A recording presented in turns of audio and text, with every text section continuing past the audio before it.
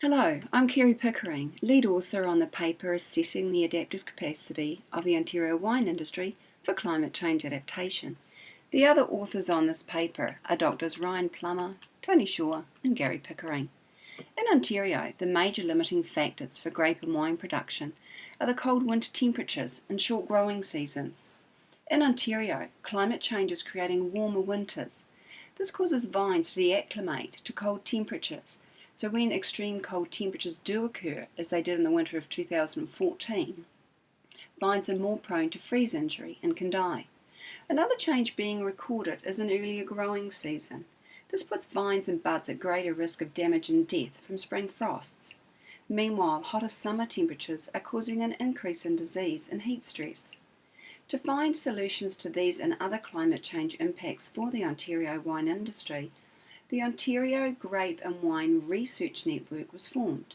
The network consists of 19 researchers from Brock University, University of Guelph, Niagara College, Vineander Research and Innovation Centre and industry partners, assessing the adaptive capacity of the Ontario wine industry as part of this larger project.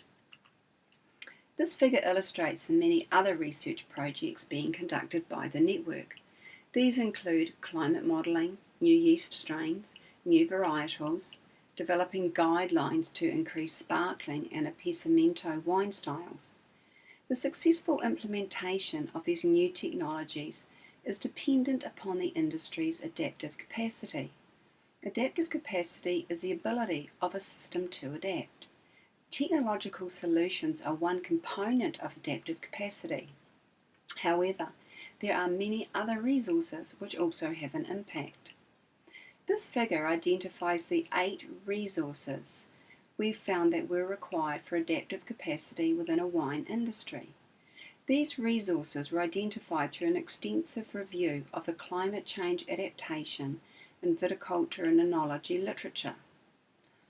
The resources are access and availability to financial resources, institutional resources, political support, access and incorporation of new technology, perception that climate change will impact an industry and interest in learning to manage these impacts, diversity of income and skills, access and valuing of both local and scientific knowledge, and social capital. This includes trust between members, networks, collective action, cohesion and inclusion. As shown by the yellow circle, these resources are divided into operational and strategic categories. Operational resources are those the industry has less control over, such as the regulation and conditions surrounding crop insurance. Strategic resources are those where the industry has greater control, such as the perception that climate change will impact present grape and wine production. Each of the 8 resources has indicators shown in the outer circle. These depict the presence of the resource in the industry. The questions for the survey were derived from these resource indicators. Assessing adaptive capacity builds a baseline of the industry's access to these resources, highlighting areas of strength and limitation. Overall, our results indicate all of these resources are available in the Ontario wine industry. Risk management resources such as crop insurance and income stabilisation plans have a limited uptake. However, we did find that there was institutional and political support. New technologies are being incorporated into present practices. Our study showed participants already diversify their income and have a diversity of skills. This reduces their dependency on grapes and wine. They believe climate change will impact wine production, and the majority of participants are interested in learning how to better manage these impacts.